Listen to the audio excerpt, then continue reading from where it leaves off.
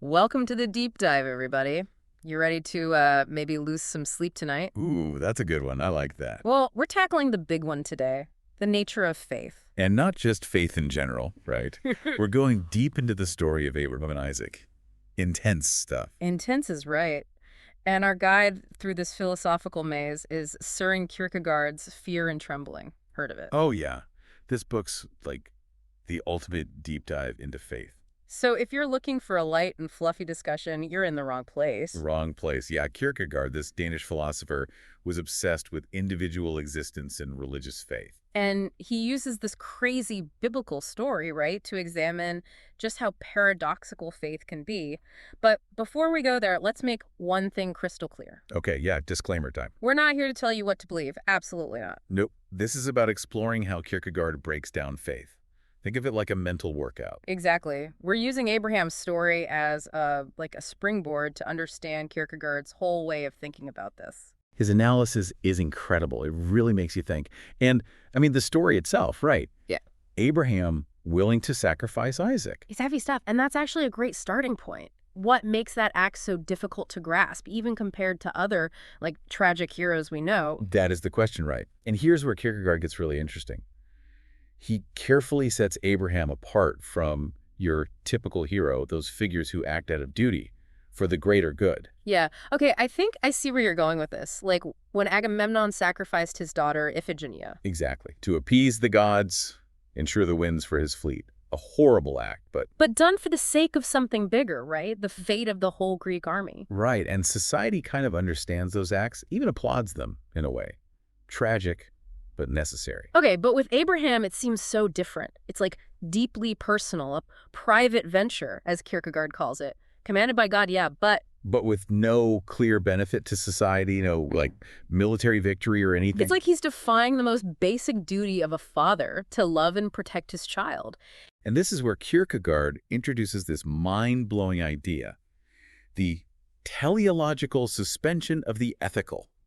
Whoa, hold on, say that again slowly. Teleological suspension of the ethical. Basically, it's like Abraham is operating on a totally different level. Faith becomes this ultimate driving force. So he's not ignoring ethics altogether, right? It's more like... More like they're suspended. Yeah. Temporarily in this situation, faith takes precedence over everything else. Intense stuff. Intense is an understatement. But it's also kind of relatable, isn't it? This tension between faith and what we think is right or logical. We all deal with that. All the time. Yeah, and this is where Kierkegaard's concept of the double movement of faith comes in. It's like a two-step process. Okay, I'm hooked. Lay it on me. What are these steps? First, we have infinite resignation. Think of it like Abraham mentally giving up Isaac. He's accepted this profound loss even before anything actually happens. It's almost like pre-grieving, right? Saying goodbye before the actual goodbye. Exactly. He's letting go. But then there's the second step, even more crucial. Hit me with it. The leap of faith. Despite everything, logic, common sense, the odds, Abraham believes God will provide. Not just hopes, but truly believes. Okay, so this isn't just blind faith or wishful thinking. It's certainty in the face of the completely absurd. Which is why Kierkegaard uses these amazing metaphors to try and capture this. Oh, yeah. Like, what? Give me some examples. I love a good metaphor. Well, he talks about Abraham's silence. Yeah. How he can't explain himself to anyone. Not won't, but literally can't. It's like he's speaking a language nobody else gets. Wow. So he's tapped into a truth that's, beyond words, beyond logic. Exactly. And then there's this image of the knight of faith, alone, misunderstood, walking this narrow and steep path. It really drives home how solitary true faith can be, right? Absolutely. It's Abraham all alone, going against everything and everyone he knows. And then there are those words he says to Isaac right before. Oh, man, the God will provide himself the lamb line. Chills every time. The irony is just thick. It's a statement that only makes sense if you're looking at it from a place of radical faith. He's trusting God, even though it looks like he's about to do the most unthinkable thing. Defying logic, reason, everything. That's faith for Kierkegaard. Okay, so we're seeing that. For Kierkegaard, faith isn't about fitting into what society says or even always being morally right. It's something else entirely. Way deeper. It's this primal connection to the divine, a relationship that has its own set of rules, a logic that defies logic, if that makes sense. It's a different way of experiencing the world, for sure, one that messes with all our neat categories. And that's why the story of Abraham So powerful, so unsettling, and still so relevant today. So where does that leave the folks trying to make sense of all this? How do we even approach this kind of faith? Well, that's where Kierkegaard's analysis of different, what he calls movements of the human spirit comes in. He talks about three: the aesthetic, the ethical, and the infinite resignation. Okay, that's a lot to unpack, like different ways we humans deal with life's tough stuff. Yeah. So the aesthetic, that's about beauty, feeling, creating a good story. Like enjoying a good book, a piece of art that moves you, that kind of thing. Exactly. Pleasing emotions, satisfying resolutions. A valid way to approach life, but Kierkegaard says it's not enough to truly get faith. I can see that. It's like those romantic stories where everything just works out perfectly in the end. Bit too easy, maybe. Great example. Appealing, but it misses the intensity, the struggle Hmm. that Abraham embodies. So then we have the ethical. This is about duty, doing what's right, universal principles. Following the rules, even when it's hard. Contributing to a good society. Exactly. A higher realm than the aesthetic, but Kierkegaard says still not the same as faith. Because even our tragic heroes, right? They were all acting ethically. Precisely. Duty, upholding the law, even at a huge personal cost. But their actions are still understandable within society's rule. But Abraham breaks those rules. He's on a whole other level. Right. And that brings us to the third one, infinite resignation. It's about recognizing the limits of this world, accepting loss, and finding some peace in that. So, like, acknowledging the pain, but not necessarily seeing a way out. Yes, a kind of surrender. Kierkegaard uses the example of this merman who chooses to suffer rather than betray his love. Heartbreaking, but, But it shows acceptance without that leap of faith. and that's Kierkegaard's point, faith goes beyond all these categories. It requires a movement by virtue of the absurd. Okay, we're getting into some deep waters here. So faith isn't about fitting in, following rules, or even finding peace in what we can't change. It's about believing in the impossible, even when it contradicts everything we think we know.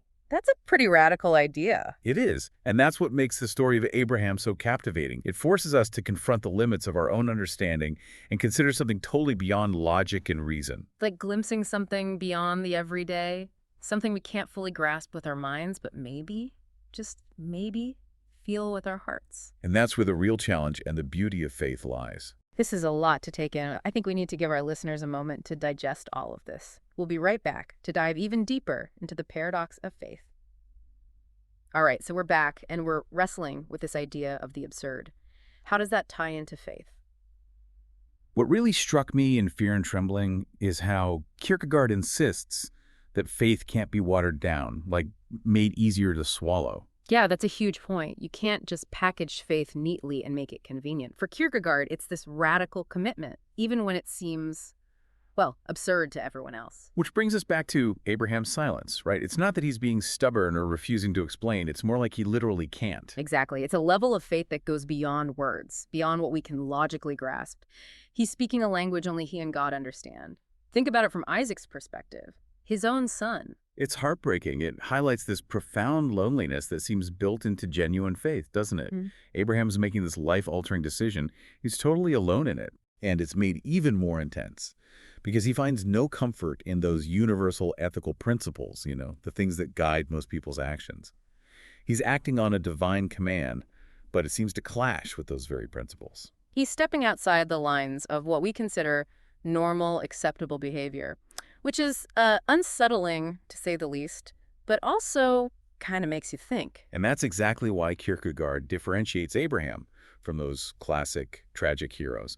Those figures, they suffer, but there's kind of redemption in their actions, right? Like Agamemnon. Yeah, sacrificing Iphigenia was horrific, but it was for the greater good, for victory in war. There's a sense of justification, nobility even. But Abraham doesn't have that. His act is so personal, a solitary leap of faith that can't be explained or rationalized by some external system of ethics. It really shakes up everything we think we know, right?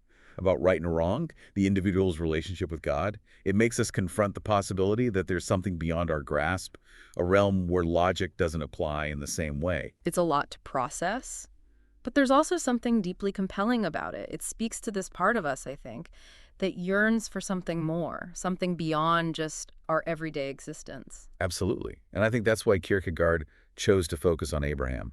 He embodies this tension between faith and reason, the individual versus the universal. That tension is something we all grapple with, whether we realize it or not. He's tapping into this universal human experience, right? This longing for something that gives meaning to our lives. And that's why this book, Fear and Trembling, it still resonates centuries later. Because these questions about human existence, they're still relevant. Well, so if we're looking for a self-help book, this isn't it. Nope. Not a how-to guide for spiritual enlightenment. It's more about exploration, a journey into the depths of human experience where we encounter doubt, anxiety, and that paradox of faith. It's a journey that can be, well, unsettling, to say the least. But for those willing to take the plunge, it can be pretty rewarding. One thing I found fascinating was how Kierkegaard contrasts faith with those other, what did he call them? Movements of the human spirit, I think. Oh yeah, totally. He helps us define faith by showing us what it's not.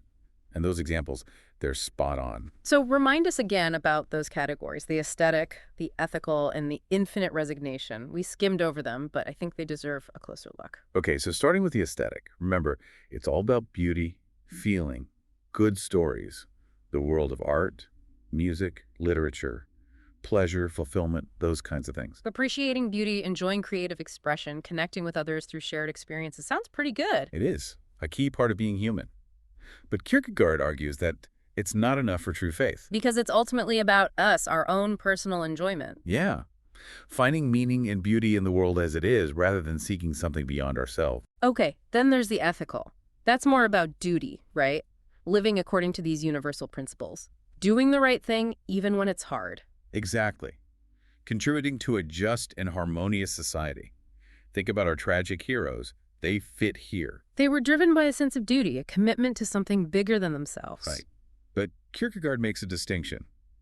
The ethical, while important, is still not the same as faith. Because it's still bound by rules, by human understanding of right and wrong. Exactly. It's about finding our place within that system.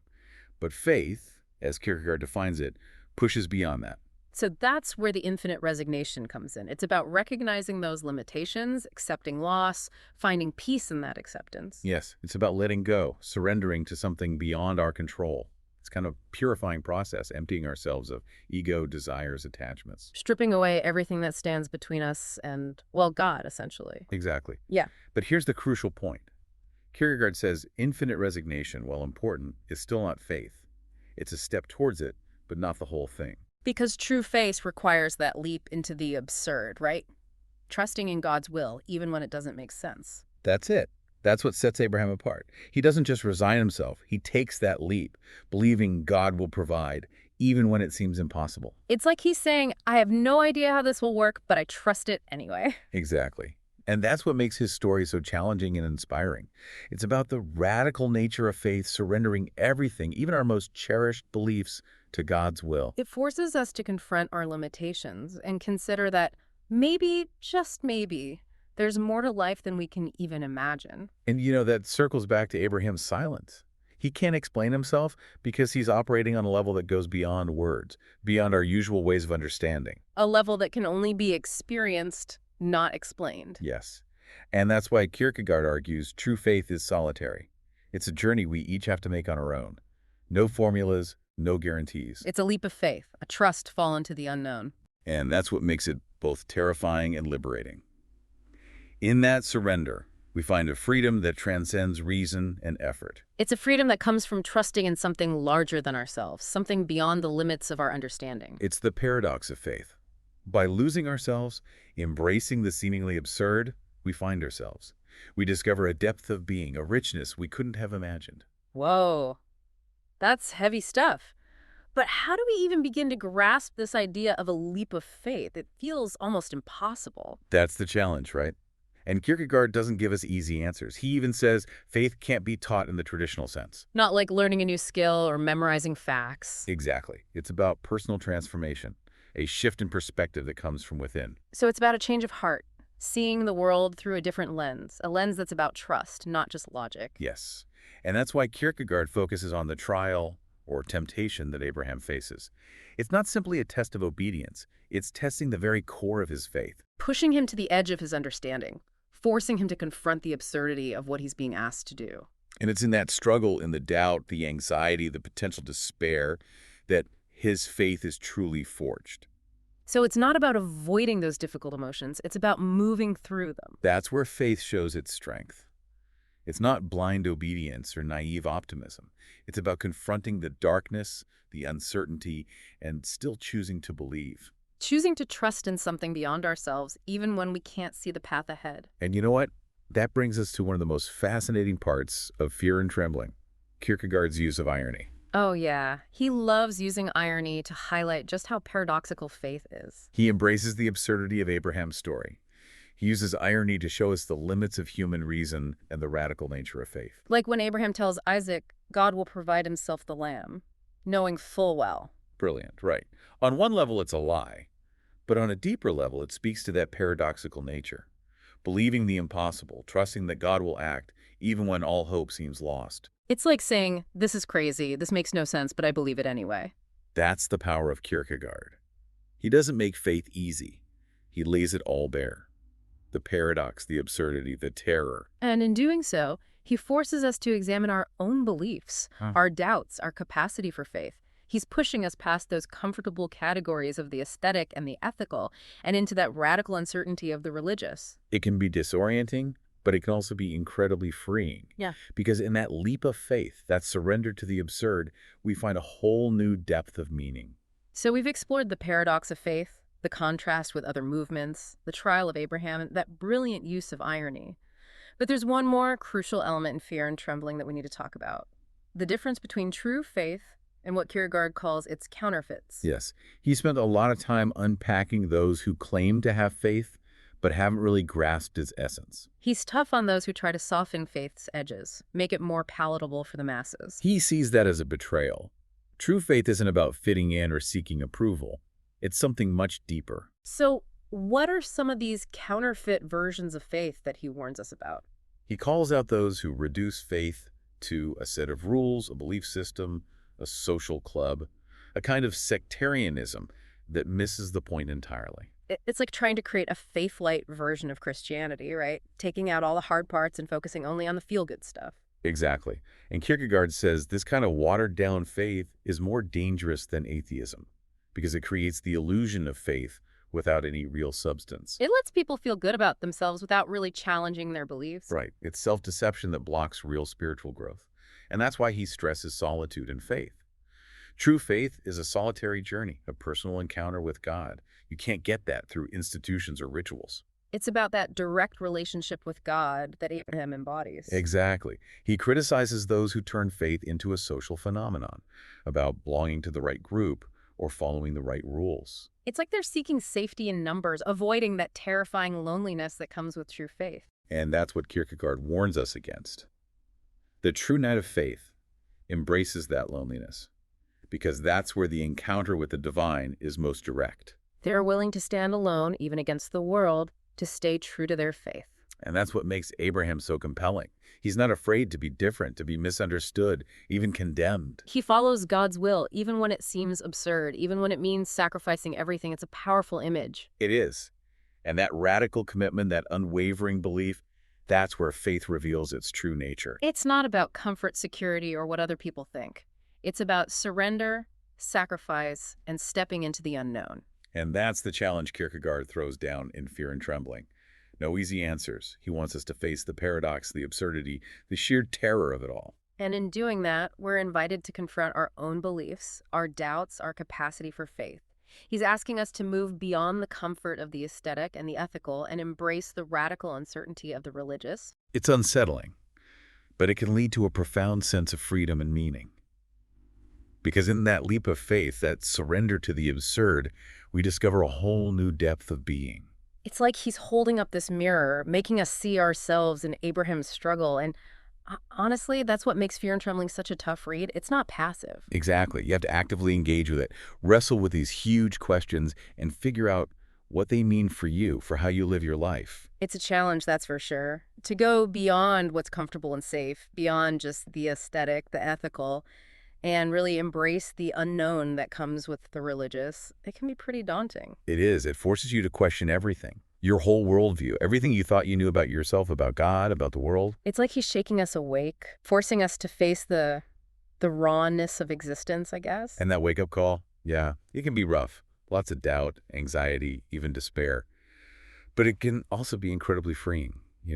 Because in that moment of waking up, we discover this freedom that goes beyond anything we can achieve on our own, through logic or willpower. It's a freedom that comes from surrendering to something bigger than ourselves, something we can't fully grasp with our limited human understanding. It's that paradox of faith again, losing ourselves, embracing what seems absurd. That's how we truly find ourselves. Exactly. We discover a depth of being, a richness that we never could have imagined otherwise. So, as we wrap up this deep dive into fear and trembling, the question I keep coming back to is, what does it even mean to live a life of faith today in the world we live in? That's the question, isn't it?